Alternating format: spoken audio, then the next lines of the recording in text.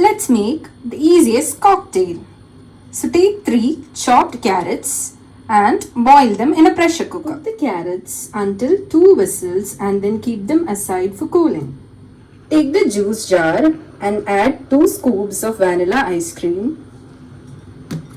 Then add half liters of milk to the juice jar. Also add 2 tablespoons of sugar to the glass jar. Now add the cooked carrots after cooling. Now blend them all. Our cocktail is ready. To enhance the taste, you can add some cornflakes or muesli and some raisins and some cashews on top of it. And mix them well so that you get mouthful each time when you take a sip. You can refrigerate it for at least half an hour so that it becomes in this consistency.